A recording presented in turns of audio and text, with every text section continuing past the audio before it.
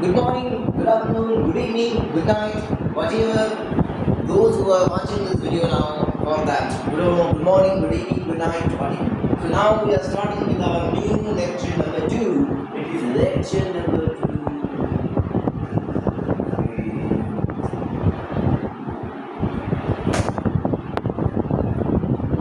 Pretty much it is lecture number 2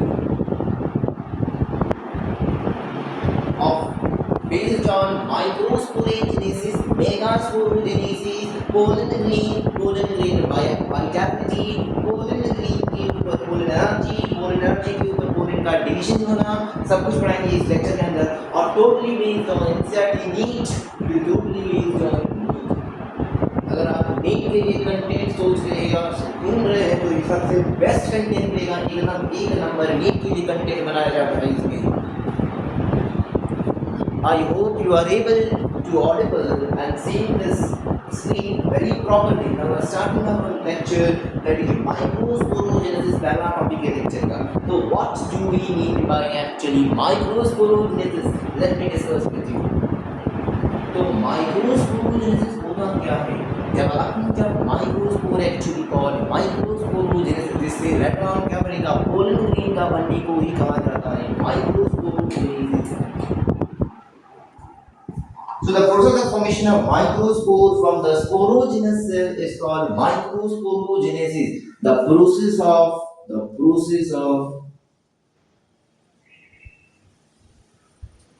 formation of microspore from the sporogenous cell or tissue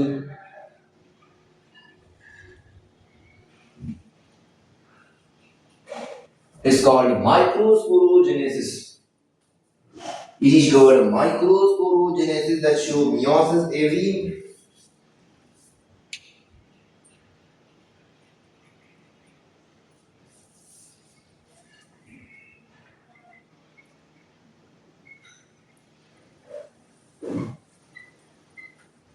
by meiosis basically. तो मैंने आपको कहा था कि इस लेक्चर को देखने से पहले आपको सेल डिवीजन का नॉलेज होना चाहिए माइटोसिस और मियोसिस के बारे में। अगर नॉलेज है तो इस क्वेश्चन को थोड़ा एकदम बेसिक क्वेश्चन बताइए। जब एक सेल ट्यून है वो जब डिवाइड होता है थ्रू माइटोसिस वो कितना पे डिवाइड होगा? वो कितना पे डिवाइड होगा बताइए।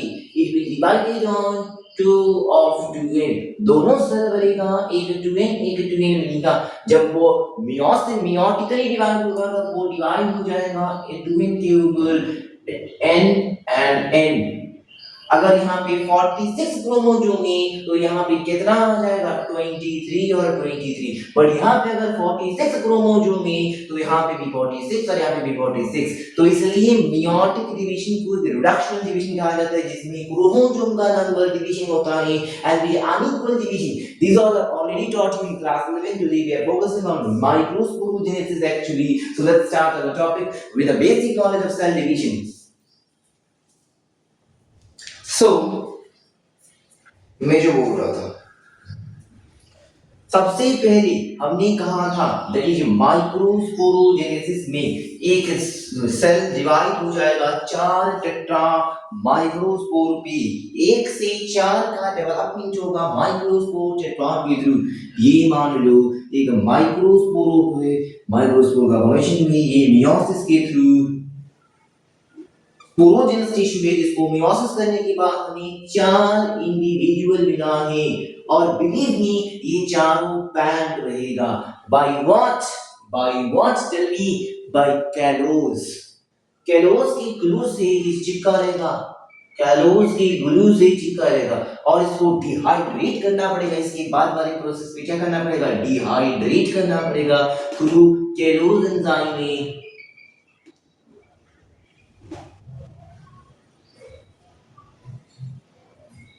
कैलोज एंजाइम के थ्रू डिहाइड्रेट करने के बाद ये सेपरेट हो जाएगा एक एक प्रॉपर्टी। अंडरस्टैंड?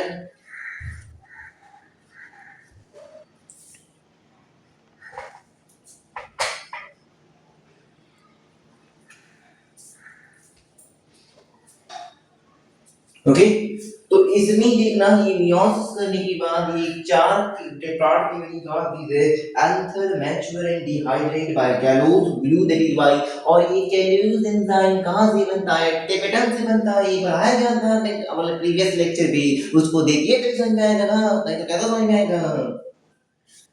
अब देखिए एक बात बड़ा इंपॉर्टेंट इसे कहा जाता है स्पोरोजेनस सेल और पोटेंशियल सेल जो कैपेबिलिटी रखता है फिर से फर्दर डिवाइड करने के लिए पोटेंशियल पोलिन इसको क्या कहा जाएगा इसको कॉमन नेम लिखो पोटेंशियल पोलिन स्पोरोजेनस टिश्यू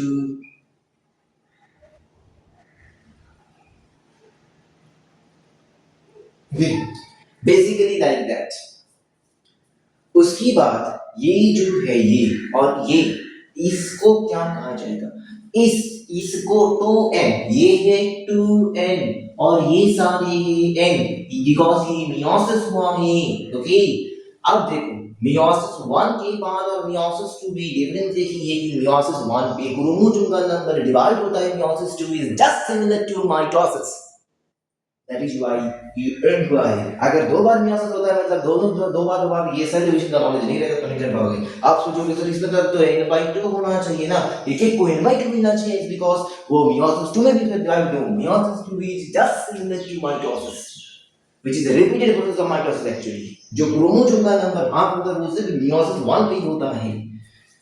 इसे कहा जाता है sporophytic cell that is because of two N consisting ये है स्पोरोफाइटिक सेल।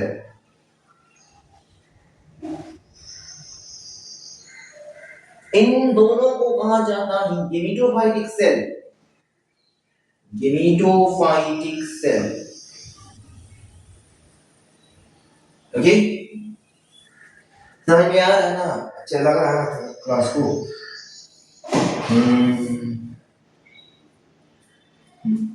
देखो अब ये जो चार पोलिन ग्रीन बना है ये लेटर ऑन अब क्या बन गया है अब ये बन गया पोलिन ग्रीन मुबारक हो आप पोलिन ग्रीन बना चुकी हो क्या सोच रहे हो यही में मेल गिनीज है ये मेल गिनीज नहीं है you are totally wrong if you are thinking that it is a male गिनीज ये फ्यूजन नहीं करेगा इसके अंदर मेल गिनीज बनाना पड़ेगा जो फ्यूजन करता है ये पोलिन ग्रीन कभी भी यूनाइट होके फ्यूजन नहीं करता है।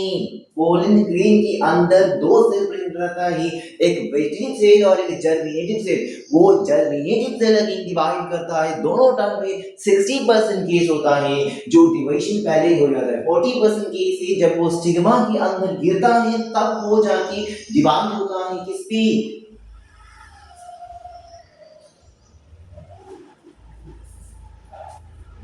वो तीन सेल में डिवाइड होता है two male in each one vegetative cell okay तो ये हो गया हमारा एक एक पोलिन ग्रेन के अंदर अब उससे वही इमेज का फ्यूजन होता है ओवरी से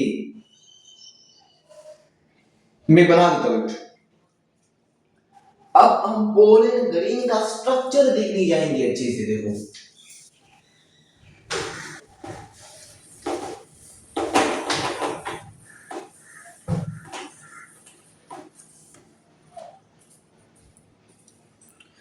इस पोलिन ग्रीन की स्ट्रक्चर को अच्छे से देखना मैंने आपको पढ़ाया था पोलिन ग्रीन की सबसे पहले क्या क्या स्ट्रक्चर होता है कोई भी प्लांट से है उस पे जनरली सेल वॉल प्रेजेंट रहता है exine is a tough covering of a cell wall इस पोलिन ग्रीन में एक स्पेशल कवरिंग है लाइक देखिए क्या फंगस की जैसा यहां पे एक्साइन प्रेजेंट है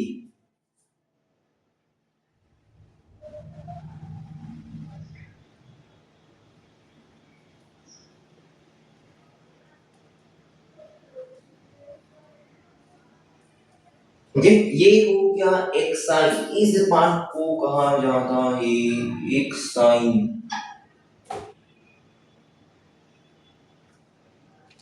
हेलिकल लेफ्ट लेफ्ट हैंड से मैं अच्छा लिख पाता एक साइन कहा जाता है it is a discontinuous tough covering देखो एक साइन क्या है exine is a discontinuous tough covering है made up of sporopollen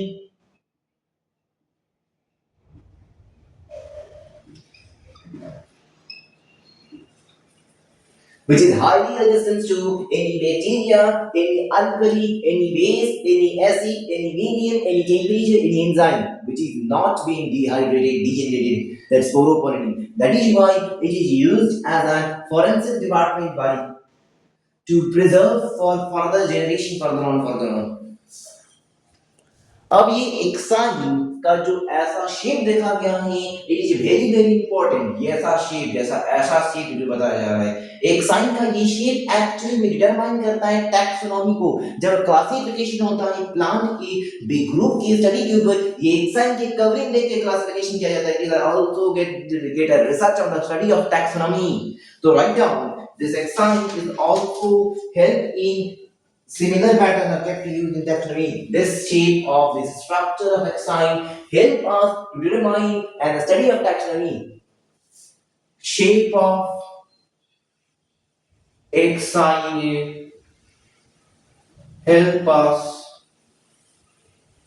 helps us to study of taxonomy. Okay.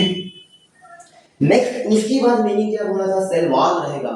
कोई भी एनिमल प्लांट सेल में सेल वॉल प्रेजेंट करता है। तो इसके बाद सेल वॉल होता है, उस सेल वॉल को नाम दिया गया है intine.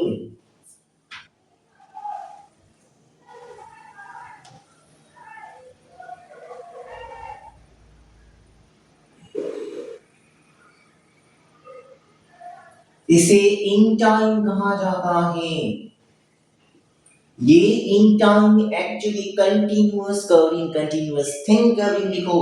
It is a continuous thin covering.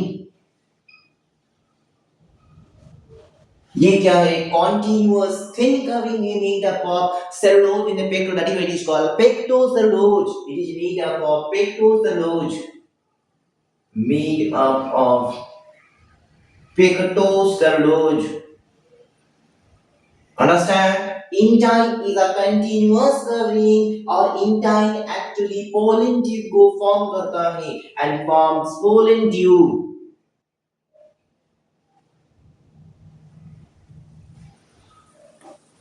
Okay? Intine ही पोलन ट्यूब को बनाता है। फर्दर जो जर्म, और इस स्पेस को नोट डाउन करो, ये स्पेस है जर्म पोर, जहां से site of formation of pollen tube, site for the formation of pollen tube, site for the formation of pollen tube. यहाँ पे नोट डाउन करो कि यहाँ पे इंटाइन प्रेजेंट रहेगा बट एक्साइन प्रेजेंट नहीं है। इंटाइन इसी के कारण इसके इस जगह पे इंटाइन डिसकंटीन्यूअस है, इसको नोट डाउन करना। It is a site for formation of pollen tube. इसके बाद क्या है, सेल मेम्ब्रेन और प्लाज्मोलीमा प्रेजेंट है। इसके बाद सेल मेम्ब्रेन प्रेजेंट है। एक भी कोई भी सेल नहीं सेल मेम्ब्रेन रहता है, नहीं सेल मेम्ब्रेन के बाद कोई इसके बात नहीं करता, cell membrane word cell membrane होता है। अब देखो, अब एक दो मैंने बोला था जेनरेटिव सेल और vegetative cell. This generative cell and vegetative cell is now there.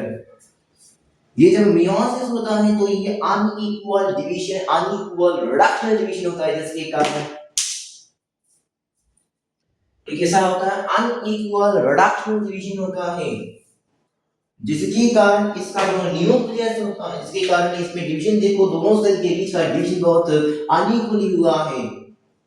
कुछ शेप देखो, शेप सर्कुलर नहीं होता है जो तुम्हारा वेजिटेटिव सेल है, और यहाँ पे रहता है germinative cell.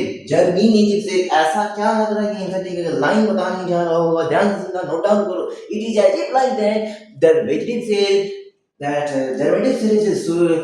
germinative cell is floating on the vegetative cell. The structure determined to show that a vegetative cell, which is a seed, and a germinative cell is a both. That is why it is noted down in the NCERT that germinative cell is floating on the vegetative cell as if they are like, because the division actually tells us this thing.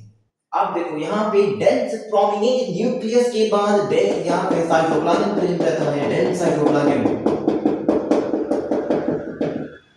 यहाँ पे भी dense cytoplasm रहता है। अब 60% case में ये क्या होता है, यही दोनों रहता है, बट 40% केसेस में क्या होता है, ये फर्दर डिवाइड होकर क्या बनता है, फर्दर डिवाइड हो जाता है और 3 सेल का जनरेशन करता है। और 60% केस में क्या होता है, स्टिग्मा के साथ जब वो अटैच होगा तभी उसका डिवीजन होगा, 2 मेल यूनिट का फॉर्मेशन होता है, and this is actually called a male unit.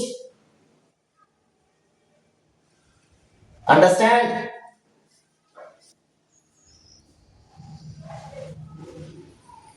मैं पढ़ाऊंगा ये चीज बहुत अच्छे से 40-60 को।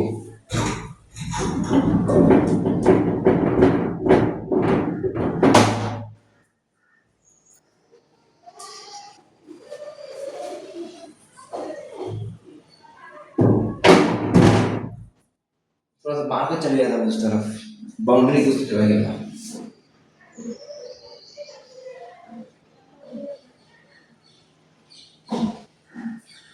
और क्या पढ़ाना है मुझे, और क्या पढ़ाना है,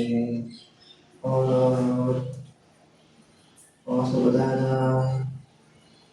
हाँ, diameter of pollen grain, pollen grain का diameter 20 to 50 micrometer और radius still comes up to 25 to 50 micrometer diameter। इसका diameter रन करो, diameter।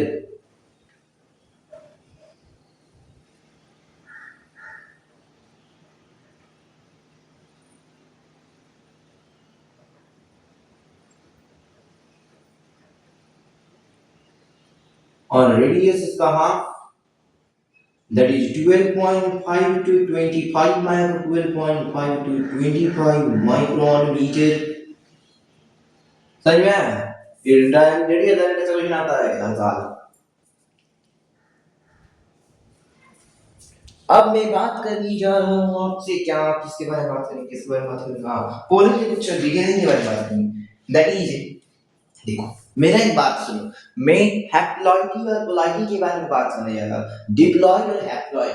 देखो कोई भी हो वो डिप्लॉइड होगा, जब तक ना उसमें मियोसिस होगा तब तक वो डिप्लॉइड ही रहेगा, जब मियोसिस हो जाएगा उसके बाद ही वो हैप्लॉइड बनेगा। Like this here also this pollen grain is only diploid haploid, otherwise all sporogenous tissue microspore all are haploid, stem cell कुछ भी हो वो सब डिप्लॉइड होगा, वो सब ट्वेन होगा। सिर्फ एन तभी होता है जब उसकी मियोटिकली डिवाइड होता है। लाइक मैं बता रहा हूँ कौन कौन डिप्लॉइड और कौन कौन हैप्लॉइड है, नोट डाउन करना। इसमें से stem cell two n, root cell two n, leaf cell two n, anther of ovary, filament cell two n, sporogenous cell और पोलन ट्वेन, माइक्रोस्पोर ट्वेन, और pollen grain vegetative cell end. अब बात करेंगे कुछ detailing of pollen grain, right down in your copy, detailing regarding pollen grain.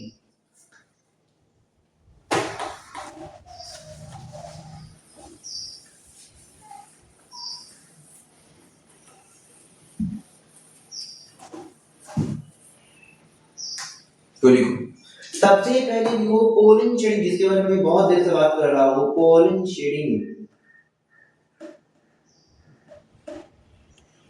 फिर लिखो pollen viability,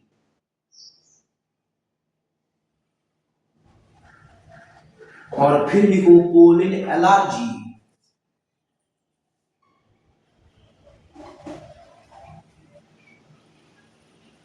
ये तीनों के बारे में बताएं। मैं आपको एक चीट कोड बता रहा हूँ जिससे आपका बहुत इजीली याद हो जाएगा पोलन शेडिंग के बारे में। 120 is the cheat code, cheat code is 120। देखो 120 का मल्टीपल कौन कौन होता है, 60 40 इज द मल्टीपल।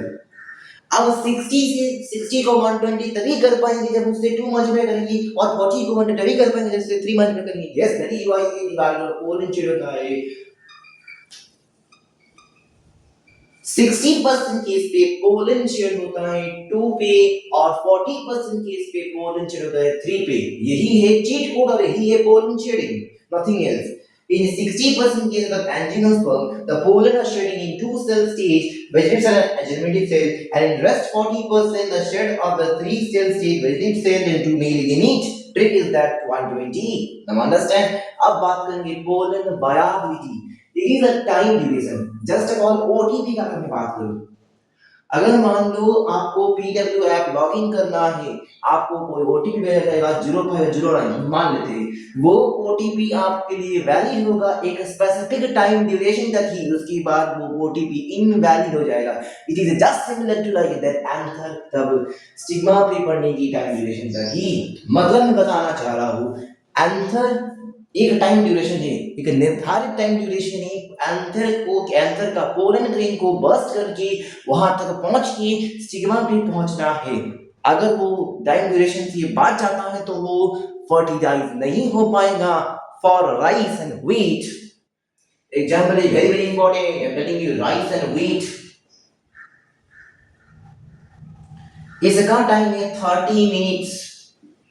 इंसेक्ट से खोज खोज के ढूंढ ढूंढ के लाए हुए बातों को। For RSL it is a few months। इसमें से आर का मतलब होता है रोजेसी, एस का नाम होता है सोलानेसी, एल का नाम होता है लेगुमिनेसी। ये फैमिली है। रोजेसी का एग्जांपल लिखो रोज, सोलानेसी का एग्जांपल लिखो पोटैटो, ब्रिंजल। लेगुमिनेस का लिखो लाइक पी बीन,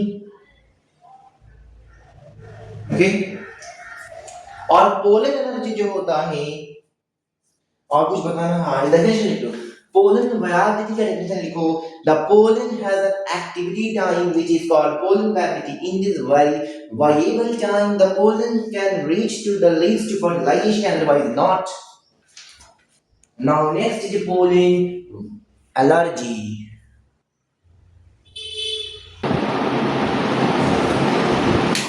तो मैं आपको यहाँ पे पोलन एनर्जी के बारे में कुछ लिखा हूँ, ये कुछ बकवास है एग्जैक्टली गिवन, बट ये बोलना पड़ेगा, समझना पड़ेगा, याद करना पड़ेगा। तो pollen energy, some people are allergic to the pollen grain। when pollen grain during winter season by wind pollinating agent, pollen grains are transferred from one part to another part as pollen is non-motile, that is reason that is causing an allergy to the pollen can cause a bronchitis, it can cause infection, inflammatory, itching, asthma, chronic respiratory disorder like bronchitis। Next symptom क्या होगा, पहला symptom fever, दूसरा inflammation, runny nose, runny eyes. Cause देखो, cause is very very important because ये question आया था exam में। Pantherium caroid grass was introduced with a contaminated wheat variety। ये एग्जांपल को एज इट इज याद करो और पोलिनोलॉजी। Pantherium caroid grass was introduced by rice variety, sorry wheat variety। अब बात करनी जाएंगे, नोट डाउन कर लेना, पॉज करके नोट डाउन कर लेना। मैं बात करने जा रहा हूँ अब, दैट इज पोलन सप्लीमेंट। देखना, और एथलीट्स इतना स्ट्रेंथ कहाँ से मिलता है, एथलीट्स क्रिकेटर को, फुटबॉलर को इतना स्ट्रेंथ मिलता है ड्यू टू सम सप्लीमेंट। वो सप्लीमेंट, हर एक सप्लीमेंट पे पोलन का प्रेजेंस रहता है। एक इंग्रेडिएंट्स पढ़ना तो पोलन रहेगा ही रहेगा। वो pollen syrup, pollen capsule, medicine के रूप में पोलन मिलता है जो हाईली स्ट्रेंथन करते हैं हमारी बॉडी को। And specifically this is used in England. This word England is very very important, this gives a question actually. तो मैं लिख देता हूं pollen supplement, pollen supplements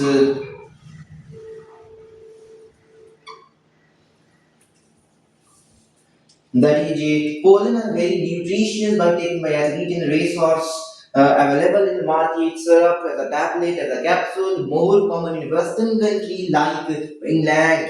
okay, तो ये मैंने और लिखा नहीं।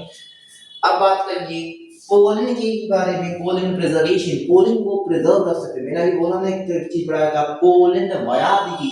उस वायाबिलिटी टाइम होता है जिस टाइम तक पहुंचना है। अब मान लो आपको इधर से 2 दिन बाद पहुंचना है, तो आपको क्या करना पड़ेगा, पोलन को प्रिजर्व रखना पड़ेगा ताकि वो डीनेचर ना हो जाए।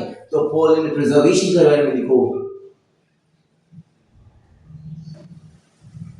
Pollen preservation is a method to preserve a pollen grain up to a whatever time you want by the method of cryopreservation।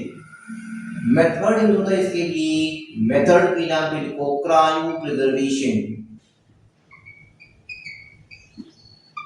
इसमें होता क्या है actually, in this cryo preservation किसी भी चीज को स्टोर कर सकते हो, अगर स्टोर करना है तो स्टोर करने के लिए लिखा जाएगा -196 degree Celsius of liquid nitrogen. अगर इतना सेल्सियस पे, अगर किसी टेम्परेचर, इतना लो टेम्परेचर पे किसी भी स्टोर करो, पोलन छोड़ो, अपने हाथ को स्टोर करना, ब्रेन को स्टोर करना, वो उतना पोजीशन की बात, और जितना खराब होगा उसके बाद खराब नहीं होगा। That is my guarantee in that tells us biology actually. तो pollen preservation is a method, is cryo preservation, जिसमें -196 डिग्री सेल्सियस में लिक्विड नाइट्रोजन के अंदर स्टोर किया जाता है और पोलन प्रिजर्व रहता है। Pollen variability depends upon temperature. Pollen variability depends upon temperature, humidity. अब बात करेंगे pistil, female reproductive system, gynoecium के बारे में बात करने जा रहा हूं मैं आप सभी। गाइनोशियम, गाइनोशियम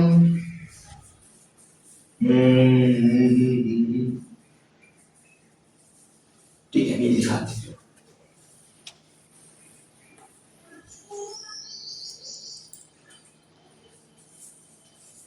तो लिखो पोलन नहीं, आप लिखो pistil, structure of pistil, structure of pistil, write down structure of pistil.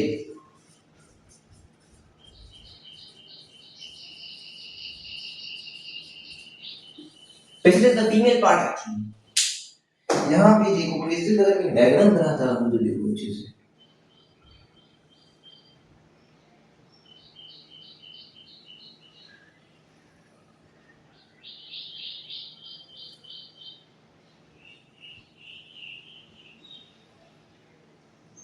मान लो अजीम कर लेते हैं कुछ, भले ये नहीं लग रहा बट अजीम कर लेते हैं। इसे स्टार, इसे क्या कहा जाता है, इसे स्टिग्मा कहा जाता है। स्टिग्मा एक लैंडिंग प्लेटफॉर्म प्रोवाइड करता है, ब्रॉड लैंडिंग प्लेटफॉर्म, और ये स्टिकी होता है किस एजेंट के कारण, ये इंसेक्ट पॉलिनेटिंग एजेंट के कारण स्टिकी होता है। Stigma is actually a broad landing platform for the pollens. It is a broad landing platform, broad landing platform.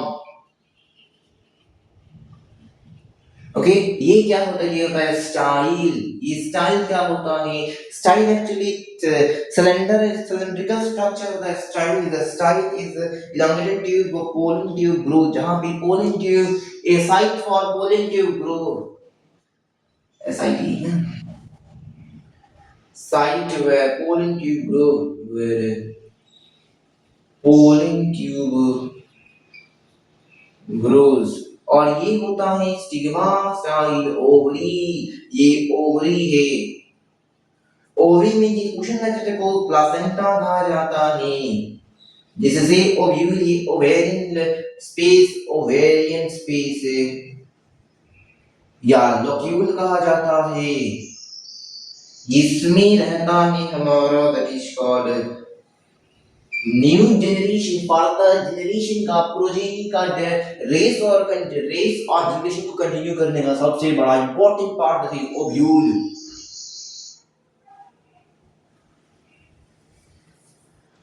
एक एक के बारे में डिटेलिंग पे बात करेंगे। Ovary is a basal bulge swelling part of the pistil. It is a basal swelling bulge part of pistil. Placenta is a cushion-like which where ovule is present. It is a cushion-like structure. Like in a female reproductive system, you will find a mons pubis like similar to the structure is, which is also a cushion-like structure. Cushion-like structure. ये ovule क्या है, next generation progeny की race को continue करने का Spacey. Ovule होता है, मैं ओव्यूल का आनंद नाम लिखो megasporangia, that is why megasporogenesis कहा जाता है। फीमेल रिप्रोडक्टिव जनरेशन का गैमेटोजेनेसिस को मेगास्पोरोजेनेसिस भी कहा जाता है। This is because of megasporangia.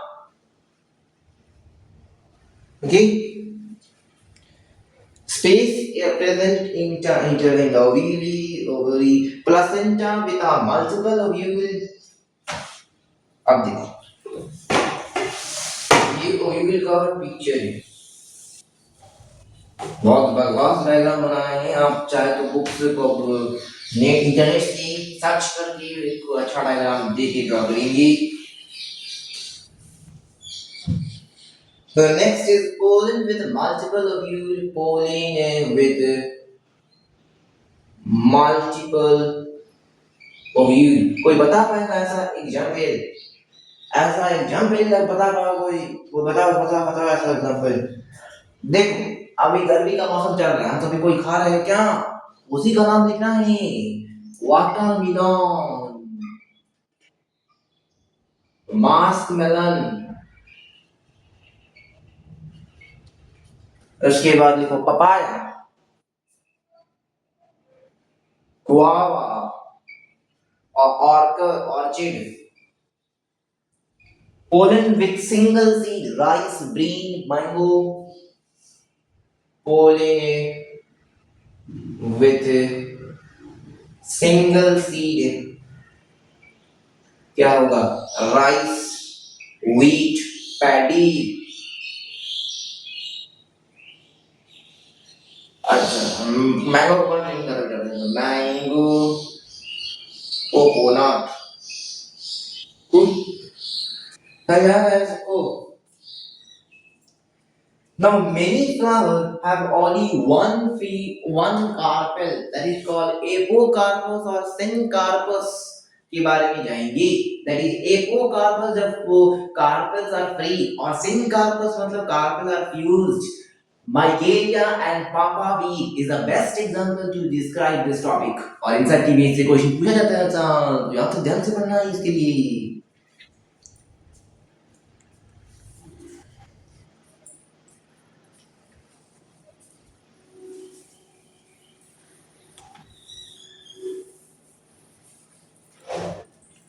Pollen with many carpels, multicarpellary situation को देखो, multicarpellary,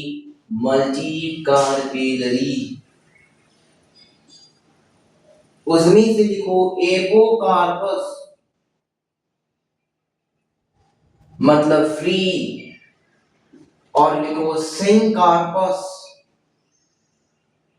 मतलब फ्यूज्ड। फ्री में लिखो एपोकार्पस का फ्री का एग्जांपल लिखो पापावीर, सॉरी माइकेरिया और पापावीर। पापावीर कैसे लिखा मैंने? पापावीर में पापा क्या करता है? सबको एक साथ इनक्लोज रखता है, पूरी फैमिली को, इसलिए होगा एग्जांपल सिंकार्पस का। और माइकेरिया एक ब्रिटिश नेम, जो ब्रिटिश घूमता रहता है, इसलिए ये free to live, free to go anyway, that is why ये माइकेरिया एग्जांपल है, ऐसे याद रख सकते हो। और भी एग्जांपल है रोज, लोटस, टोमेटो, मस्टर्ड। किसी को रोज, लोटस, टोमेटो, मस्टर्ड। तो और भी बहुत सारे एग्जांपल है, बट इन दोनों example is very very important. This is very very important, this two examples are. अभी बात करेंगे एनाट्रोपस ऑफ यूल के बारे में। Most prominent ovule called anatropous ovule, बहुत इंपॉर्टेंट है एनाट्रोपस ऑफ यूल। ठीक से पढ़ना, अच्छे से पढ़ना एनाट्रोपस ऑफ यूल के बारे में। क्या बात करनी है?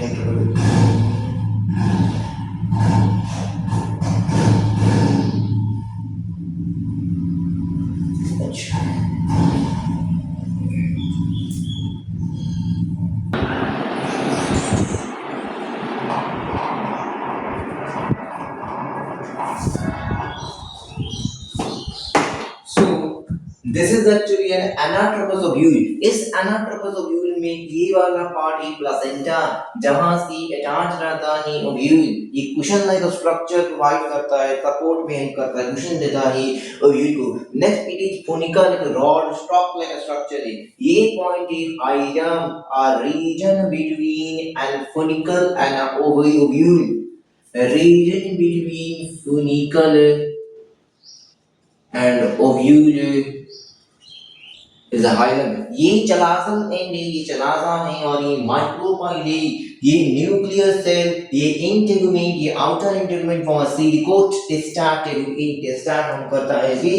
तो देखो और समझो, ये फोनिकल और ये क्या होता है, ये जो हमारा ओव्यूल न्यूक्लियस सेल है, they are ovule is filled with many parent kinase cells. They are intercellular species, have a dense protoplasm for nutrient and have a prominent nuclei. Chalaza opposite to micropyle represent the base of the ovule integument originated from here. Very important, from here integument originated. Integument originates। और एक चीज देखो, जिम्नोस्पर्मिक ovule में एक ही integument होता है, जैसे यहाँ पे आउटर और इनर इंटेगुमेंट है in anatomic ovule, but in gymnosperm you will see only one integument. In that connect placenta to the ovule, ये ओव्यूल को प्लेसेंटा से कनेक्ट करता है, इस फोनिकल का नाम है। सही है। अब मैं पढ़ाने चाहूंगा ये क्या है कि मेगास्पोर है, ये मेगास्पोरेंजियम है। इस मेगास्पोरेंजियम से हम पढ़ने जाएंगे कि आपको that is very important, megasporogenesis के बारे में अच्छे से देखना। इस मेगास्पोरोजेनेसिस को ये फीमेल गेमेटोजेनेसिस का पार्ट है, फीमेल गेमेटोजेनेसिस का पार्ट है ये। तो देख के समझो अच्छे से, नहीं जो बात करानी है आपको समझना तो पड़ेगा ही, और समझाना भी पड़ेगा आपको भी। समझाओ किसी को तभी याद होगा।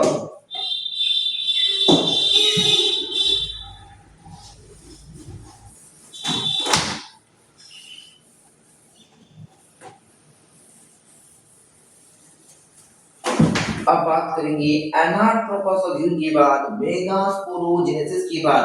मैं आपको एक चीज बताने भूल गया हूं, यहीं भी राइट डाउन करो, megaspore mother cell MMC. Megaspore mother cell में क्या होता है, ये मेगास्पोर मदर सेल से ही मेगास्पोरोजेनेसिस होने के बाद हमारा फॉर्मेशन होता है जो ओव्यूल का। Okay, so in this structure सबसे बहुत इंपॉर्टेंट मेगास्पोर मदर सेल आता कहां से। This megaspore mother cell is comes and originated from actually that is called जो structure that is present, the cell that is nucleus that is very near to the micropyle is also called as megaspore mother cell। देखो जो भी एक cell था, ऐसा कुछ cell, इस cell के यहाँ पे कोई भी एक सेल को माना जाएगा मेगास्पोर मदर सेल। ओके, अब इस मेगास्पोर मदर सेल माइटोटिकली नहीं मियोटिकली डिवाइड करेगा, और डिवाइड करने के बाद ये क्या फॉर्म करेगा, चार सेल फॉर्म करेगा। चारों में से तीन डीजेनरेट हो जाएगा, सिर्फ एक ही रहेगा, और एक का नाम है बेसल सेल। तो दिस मियोसिस के बाद मेगास्पोर जब ये ऐसा होगा, मैं बना के दिखा देता हूं, फिर देना पड़ेगा। मैं क्लास 13 में बोला था तारा लेक्चर पे फिर दूंगा मैं आपको यहाँ पे, तो मैं फिर देने के लिए गया हूँ।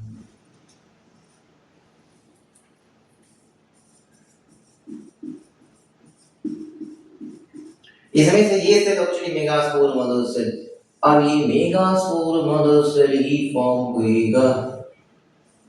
ओके, और यहाँ पे ये वाला सेल मियोटिकली डिवाइड करेगा, मियोटिक मियोसिस के बाद ये किसमें, ये चार सेल स्ट्रक्चर पे मेगापोर इनटू मेगास्पोर में डेवलप करेगा। मेगास्पोर के चार में से उन चारों में से ऐसे डीजेनरेट करेगा, जिसमें से ये वाला डीजेनरेट होगा फ्रॉम व्हिच, किस लोकेशन से डीजेनरेट होगा, वेरी इंपॉर्टेंट, ये डीजेनरेट होगा फ्रॉम द माइक्रोपाइलर से, जहां से ऑरिजिनेट हुआ है वहीं से इसका डीजेनरेशन स्टार्ट होगा, माइक्रोपाइलर से डीजेनरेट होगा ये। This all are degenerate from the micropylar, और ये एक्चुअली जिसका नाम है बेसल सेल। अब ये बेसल सेल कंटिन्यू मियोसिस करेगा और माइटोसिस करेगा, माइटोसिस करने के बाद ये दो फॉर्म करेगा, इन दोनों के बाद ये चार फॉर्म करेगा, और चार के बाद ये 8 फॉर्म करेगा। अब इस 8 सेल और 8 न्यूक्लियाई और 7 सेल स्ट्रक्चर को ही कहा जाता है मोस्ट मैच्योर्ड ओव्यूल का स्ट्रक्चर। देखो इस लेक्चर का लास्ट पार्ट में पहुंच चुके हैं जहां पे मुझे बताना पड़ेगा last starting of this lesson to be this lesson to be end for you not lesson this lecture. ध्यान से सुना, मैं एक डायग्राम बनाते ही मैं आपको सब कुछ बताऊंगा मोस्ट ओवरव्यू। तो ये हो गया हमारा सबसे पहला स्ट्रक्चर। स्ट्रक्चर नहीं, एम्ब्रियो सैक का स्ट्रक्चर है। इस एम्ब्रियो सैक पे जो मीरा प्रेजेंट रहता है,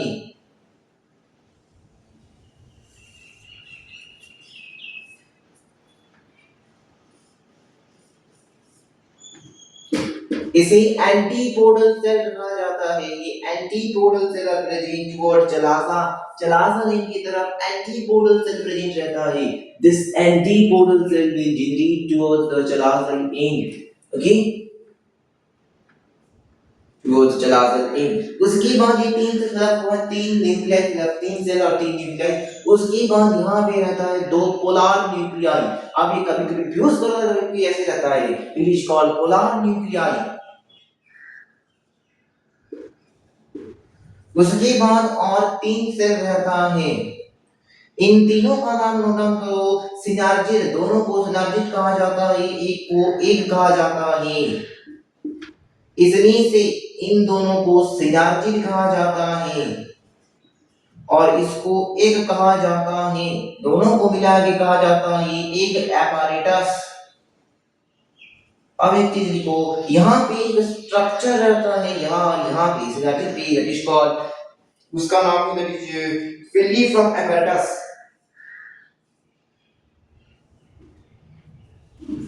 फिलीफ्रॉम एपैरेटस जो एक्चुअली में क्या काम करता है, filiform apparatus is actually help in attract pollen tube को एंजाइम के थ्रू अपनी तरफ ले आता है, वही फिलीफ्रॉम एपैरेटस। मुझे वो नेक्स्ट दिन पढ़ेंगे क्या जिक्र करता है। तो ये आप देखो, मैंने हिसाब किताब लगाने के बाद मैं आपको बता रहा हूँ, एक सेल, दो सेल, तीन सेल, चार सेल, पांच सेल, छह सेल और ये पूरा एक सेल है जिससे सात बना और 8 न्यूक्लियस ऐसा बना हो, 1 2 3 4 5 6 7 8, इसलिए इसी को कहा जाता है दिस एम्ब्रियो सैक का स्ट्रक्चर है। It is the structure of embryo sac, that is a most advanced structure। इसमें 8 न्यूक्लियाई, 7 सेल से कहा जाता है, 8 nuclei and 7 cell structure, 7 cell structure. तो ये बहुत इंपॉर्टेंट है कि नोट लाइन को नोट डाउन करना, हर बार हर वक्त क्वेश्चन आता है यहाँ से ही, इस लाइन से ही। ओके, तो यहाँ तक ही पढ़ना है अभी के लेक्चर में। तो मैं आपको रिक्वेस्ट करता हूँ जाके घर में नोट्स बनाइए ठीक से और पढ़िए अच्छे से, बिकॉज मैं बिलीव करता हूँ नोट्स के ऊपर जितना नोट्स अच्छे बनाओगे उतना ही पढ़ोगे। ये नहीं है नोट्स कैसे ही बनाओ, पढ़ना आप ही को है, समझना भी आपको, ऐसा नोट्स बनाओ जैसे समझ में आए बस। That's all. तो that's all for today, we are leaving you now. रुकना जरा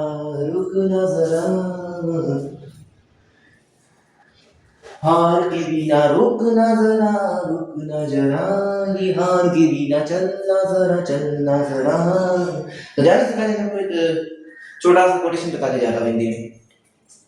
ये हार एक विराम है, ये हार एक विराम है, जीवन महासंग्राम है।